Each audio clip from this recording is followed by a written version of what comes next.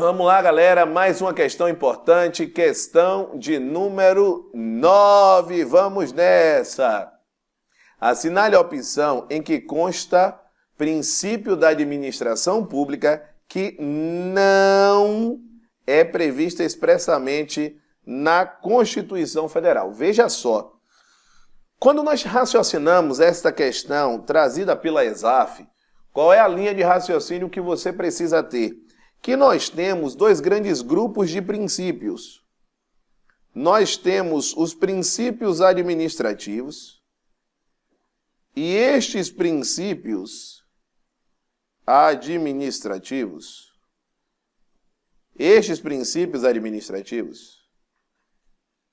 eles podem ser princípios expressos, como esses princípios administrativos, eles podem ser implícitos. Quando nós falamos em princípios constitucionais expressos, a base está na Constituição Federal. É o artigo 37 caput, ou seja, a cabeça do artigo. Enquanto que os implícitos, eles são vistos em cada assunto determinado, em cada situação específica. O que é que nós temos desses princípios expressos? É justamente o LIMP. O que quer dizer esse LIMP? É justamente a ideia de legalidade, é a ideia de impessoalidade, moralidade, é a ideia de publicidade e o cenário importantíssimo da eficiência e o cenário da eficiência. Legalidade, impessoalidade, moralidade, publicidade e eficiência, tá certo? Então, é um cenário de extrema importância, fique atento, vamos dessa. Então, quando nós pensamos nos princípios expressamente previstos, publicidade sim, eficiência sim, legalidade sim, moralidade sim, o único que está fora é o princípio da proporcionalidade. Então, a questão de número 9, a resposta é a letra C.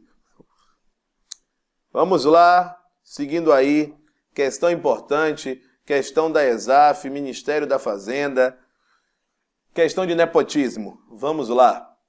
Luiz e Márcia casaram-se em 1990 e logo após o casamento lograram ambos êxito em concurso público prestado, passando a ocupar cargo público efetivo. Então veja que eles ingressaram na administração pública através de concurso público. Ponto importante aí. Olha só, em carreira típica de Estado, com exercício no Ministério da Fazenda, em unidade organizacional, localizada no estado do Ceará. Em 2013, Luiz, servidor muito experiente e dedicado, após anos de exercício do cargo efetivo, é convidado para assumir posto de dirigente máximo da unidade organizacional do Ceará. Convite este que ele aceitou prontamente. Ok, está tudo dentro da legalidade. Seu primeiro ato como dirigente da unidade foi nomear Caio e Carlos, seus colegas de trabalho de longa data, como os seus dois e únicos subordinados diretos. Caio seria o responsável pelo atendimento ao cidadão e Carlos cuidaria dos demais serviços prestados pela unidade. A pergunta é se a nomeação aqui é porque são companheiros de longa data ou porque existe mérito naquela designação, enfim, naquela nomeação. A respeito do caso concreto acima narrado e tendo em mente o que consta no decreto 7203 de 2010, aqui nós estamos diante de um decreto que cuida do nepotismo. É o decreto que cuida do nepotismo. Ao final, assinale a opção que contenha a sequência correta. Ao final, veja que contenha a sequência correta. Luiz não poderia ocupar cargo em comissão, mencionado por força da vedação ao nepotismo, estabelecida no decreto 7. Isso está errado. Alan, mas eu estou diante de uma situação que existe o cônjuge na repartição, certo? Mas o que não pode é o cônjuge ter designado ele para um cargo em comissão, ou no caso de uma designação para uma função de confiança. No caso aí seria uma nomeação para o cargo em comissão. Então, quem não poderia nomear para este cargo em comissão seria o cônjuge, que não é o caso em comento. Veja, ele é convidado, em nenhum momento é trazido que é por sua esposa. Em qualquer caso, é vedada a manutenção de familiar ocupante de cargo em comissão ou função de confiança sob subordinação direta do agente público. Verdade, que foi o que acabei de falar.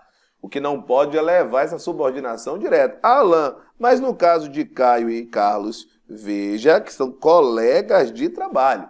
Não tem problema nenhum essa designação. Para os fins do decreto, o cônjuge não é considerado familiar. Errado. Como eu acabei de falar, familiar é o cônjuge, é o companheiro e são parentes até o terceiro grau, sendo assim considerados somente os descendentes ou ascendentes na linha reta. Isso está falso. Então vamos lá para a alternativa que tem o V, o F e o V e o F. FVF. Então, FVF, veja que é a letra C. Vamos nessa, galera. Questão de número 11. A administração possui posição de superioridade em relação aos administrados. Aparece aos administrativos na própria questão aí, toda a atenção, porém, a ideia dos administrados. Além de possuir prerrogativas e obrigações que não são extensíveis aos particulares. Além disso, os assuntos públicos possuem preferência em relação aos particulares. Veja que a Constituição ela é muito clara da ideia que está sendo traduzido um cenário de uma prerrogativa especial para o Estado, que é uma posição de superioridade, de supremacia do interesse público sobre o interesse particular. Mas não esqueça, esse princípio não é absoluto. Eu não posso dizer que em qualquer circunstância os direitos coletivos preponderam sobre os interesses particulares. Pense no seguinte, imagine uma pessoa que precise fazer um tratamento de saúde, já que possui uma doença rara, e que o Poder Judiciário determine que é o Estado que vai bancar. Ora, eu estou privilegiando um tratamento que custa, imagine, 12 milhões por ano, em detrimento da ideia de um coletivo, porque com 12 milhões eu conseguiria atender a uma infinidade de pessoas. Porém, a ideia é que você deverá sempre respeitar os direitos individuais que existem no seio social, tá bom? Então vamos lá. Essas características da administração decorrem do princípio da supremacia do interesse público. Veja que já aparece na letra A. De legitimidade, presunção de legitimidade está errado. Opa, supremacia do interesse público de novo. Vamos para frente. Legalidade, aí já não. Segurança jurídica também não. Então ficamos entre as letras A e C. Então vamos analisar. Previsto expressamente na legislação ordinária. Veja só, preste atenção que nós temos aqui previsto implicitamente na Constituição e expressamente na legislação ordinária. Aí você fica sem saber o que marcar. A CESP aqui, infelizmente, ela buscou de você uma ideia de uma resposta mais completa. E essa resposta mais completa, ela traz o cenário da base constitucional. Lembre-se que os princípios expressos, eles formam o LIMP, a legalidade, a impessoalidade, a moralidade, a publicidade e a eficiência.